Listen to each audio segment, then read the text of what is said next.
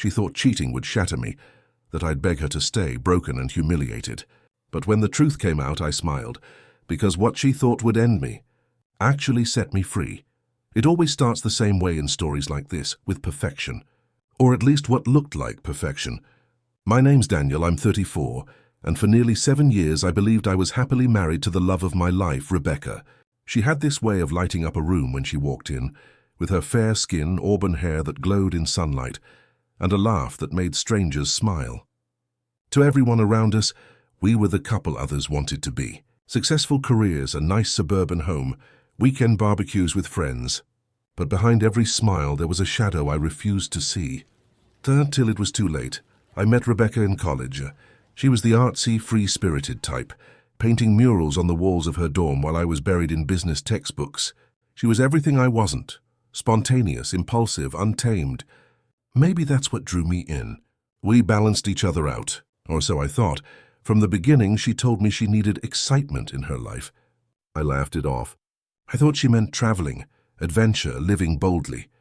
I didn't realize excitement to her meant pushing boundaries, even dangerous ones. We got married at 27. It was a small wedding, nothing extravagant, just close family and friends. At the altar, when she whispered, "You'll never get rid of me, Danny," I believed it was a promise. In hindsight, so it sounded more like a warning. The first years were good. We built our lives together. Rebecca taught art at a local studio, while I climbed my way up in finance. We weren't rich, but we were stable. And stability to me was love made real. But Rebecca, she grew restless. I saw it in the way she stared out the window at night, like the world outside our home was pulling her. She started staying late at the studio. At first I believed her. Why wouldn't I? She had a passion for her work. Then came the excuses, girls' nights, private lessons, weekend retreats, and slowly our conversations shrank. The woman who used to fall asleep with her head on my chest now turned away, phone clutched in her hand. I told myself it was a phase. Every marriage has them. But deep down I felt it, the cold creeping into our bed, the silence replacing laughter. Looking back, the signs weren't subtle. They were neon red flags I chose to ignore, the way she guarded her phone like it was a lifeline, the sudden interest in her appearance before art events, the perfume that lingered when she came home at 2 a.m. one night. She stumbled in smelling like whiskey and smoke. I asked her how her retreat went. She smiled, kissed my cheek and said, "Perfect." But her lipstick was smeared and her eyes told me a truth I wasn't ready to face. Marcus, my oldest friend, saw it before I did. He pulled me aside after a barbecue and said, "Danny, I don't like how she looks at her phone more than she looks at you." I laughed it off. But later, when Rebecca slipped away during dinner to make a call, I couldn't ignore the pit in my stomach. The night it all shattered started like any other. Rebecca said she was going to an art show downtown. I offered to come, but she brushed me off with a sharp, "It's not your scene." Hours passed. Midnight came. I sat on the couch staring at the door. At 2:47 a.m., my phone buzzed, not from her, but from Marcus. He texted, "You need to see this." My heart pounded as I opened the video he sent. Rebecca, my wife, laughing in the arms of another man. Not just laughing, kissing him like she used to kiss me when we first fell in love. The world blurred.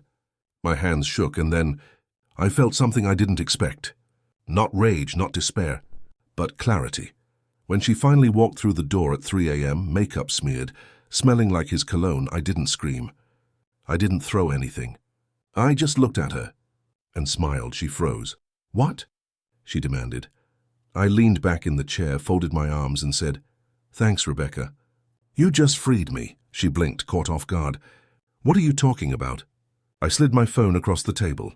The video paused at the moment her lips met his, her face drained of color. "Daniel," she whispered, but I wasn't broken. Not anymore. I realized then that the prison I had been living in, of doubt, of fear, of denial, was one she built. And the moment I saw the truth, I was free. The morning after the confrontation, silence wrapped around the house like smoke. Rebecca tried to speak, but I ignored her. She followed me into the kitchen, her voice trembling. "Danny, please let me explain." But what was there to explain? I'd seen everything I needed to. I made coffee. She reached for my hand. I pulled it back.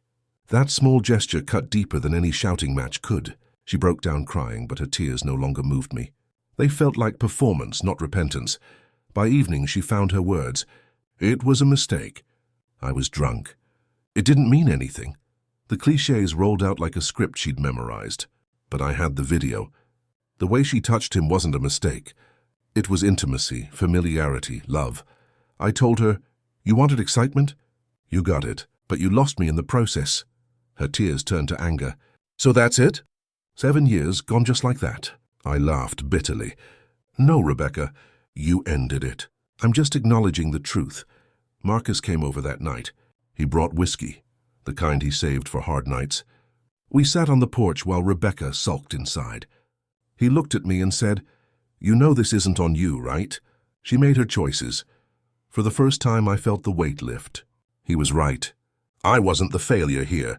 I wasn't the one who broke vows. We talked about what came next. Divorce, lawyers, splitting assets. It all sounded cold and clinical. But strangely, it also sounded like freedom. Over the next week, Rebecca swung between begging and raging.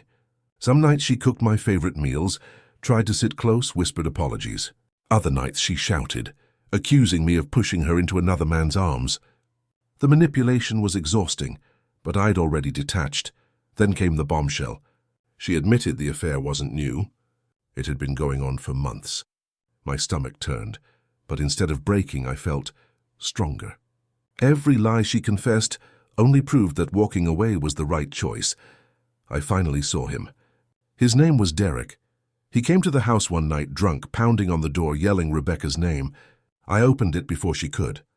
His eyes widened when he saw me. He stammered, then laughed. "Guess she didn't tell you everything, huh?" I stepped forward, calm but firm. "Leave now!" Rebecca appeared behind me, pale as a ghost. Derek smirked at her, then staggered off. In that moment, her mask slipped entirely. She wasn't sorry. She was caught. The next day, I met with a lawyer. As I signed the paperwork, I felt lighter. Every stroke of the pen was a chain breaking. When I handed Rebecca the divorce papers, she stared at them like they were poison. "You can't be serious," I smiled. "Dead serious." Her eyes burned with fury. "You'll regret this." But I wouldn't, because in that moment I realized I wasn't losing anything. I was gaining myself back. Weeks passed. The house felt different, emptier but also calmer. Rebecca moved into the guest room. We avoided each other like strangers. Sometimes I caught her staring at me, like she was trying to figure out how I wasn't crumbling. But the truth was simple. I'd already let go. Marcus kept reminding me, "You smiled, Danny, that's how I know you're done. Most men break." You smiled. And he was right, because freedom doesn't always come with joy. Sometimes it comes with peace. When Rebecca realized I wasn't bluffing about the divorce, she shifted into full retaliation mode. She told friends I was cold, distant, even abusive. Lies spread quickly. Whispers at the grocery store, awkward glances at church. People who once admired our perfect marriage now avoided me, unsure what to believe. Marcus warned me it would happen. "She's cornered, Danny, she'll lash out." He was right. Rebecca's weapon wasn't fists or fury, it was reputation. She wanted to isolate me, make me the villain, but I didn't bite. I kept my head down, focused on work, and let her burn herself out. The next move came from her lawyer. Suddenly Rebecca claimed she deserved half my assets, alimony, even my car. She painted herself as the dependent wife, conveniently forgetting her art business that actually turned a profit. I met with my attorney, a sharp woman named Clara, who saw through Rebecca's tactics instantly. "She's trying to scare you into settlement," Clara said. "Don't flinch." So I didn't. Every demand Rebecca made was met with calm evidence. Bank records, receipts, even proof of her affair. Piece by piece, her story unraveled in the cold light of legal truth. One evening, Rebecca stormed into the living room, face red with fury. "You're destroying me, Daniel. Don't you get it? I need you." Her voice cracked on the last word. But I just looked at her, steady and unshaken. "No, Rebecca. You needed someone to control, to blame, to keep around until something better came along. But you don't need me. You just hate losing." She broke then, sobbing, screaming, throwing pillows against the wall. I didn't move. I simply let her rage pass, like watching a storm from behind glass. When she finally collapsed on the couch, gasping, I stood and said softly, "This is the freedom you gave me." Marcus and I met at the bar a few nights later. He clapped me on the back, pride in his eyes. "Most guys would have caved by now. You're standing taller." I told him the truth was that it wasn't easy. Nights were lonely. Memories haunted me. But then I remembered her laughter in Derek's arms, and the loneliness felt better than betrayal. Marcus raised his glass. "To peace, Danny. Hard-earned and well-deserved." We toasted. For the first time, the future didn't scare me. Rebecca tried one last trick. She showed up at my office, dressed elegantly, her charm turned up full.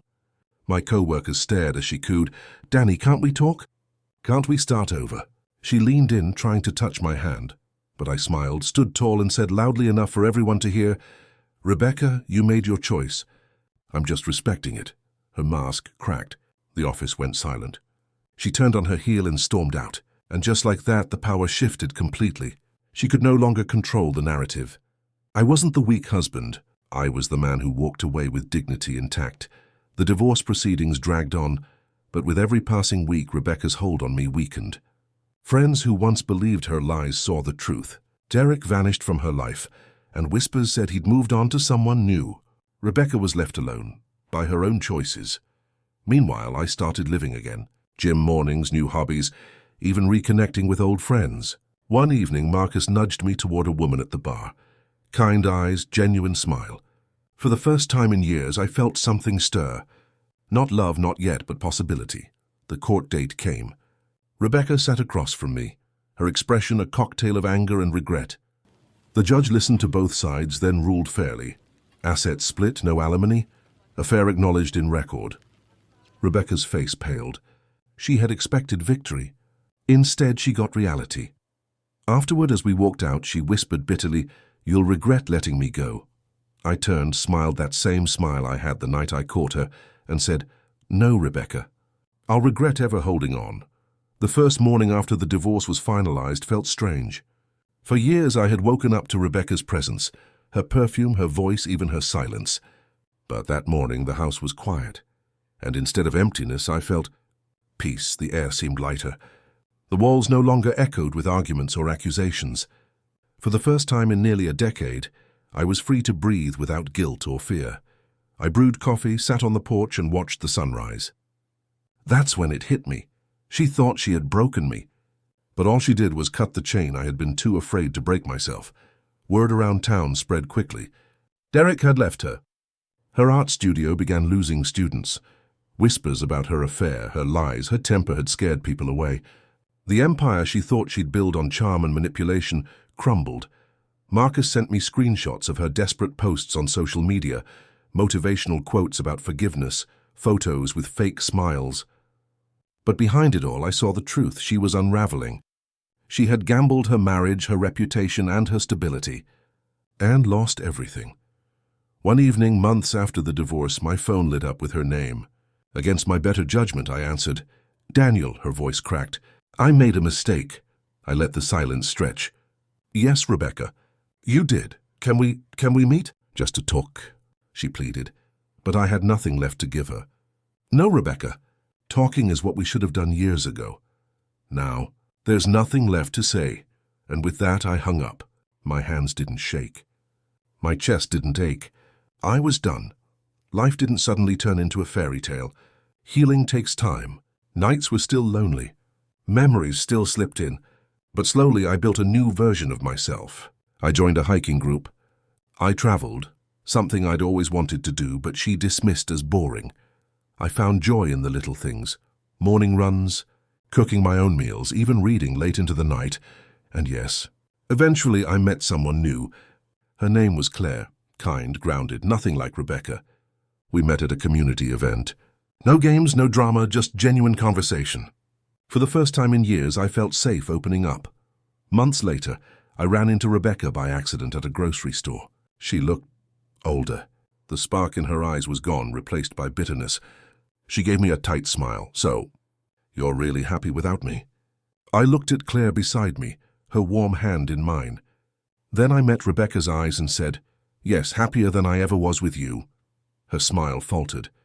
She turned away quickly, pushing her cart down the aisle. That was the last time I saw her.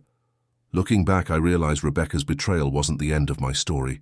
It was the beginning. She cheated to break me, but instead she gave me the greatest gift of all, freedom. Freedom from lies, freedom from control, freedom to rebuild a life that was mine, not a cage she designed. Sometimes life doesn't free you gently. Sometimes it rips the chains away in the most painful way imaginable. But if you survive it, you come out stronger, clearer, and more alive than ever before. So when people ask me if I regret marrying her, I smile. Because without her betrayal, I might never have found myself. She cheated to break me. But I smiled and said, "Thanks. You just freed me." This story isn't just about betrayal. It's about resilience. About realizing that sometimes the worst thing that happens to you is the best thing that could have ever happened. Rebecca thought she was ending me. Instead, she gave me back my life. And if you're listening to this and you're trapped in your own version of that cage, remember this. Sometimes freedom begins where heartbreak ends.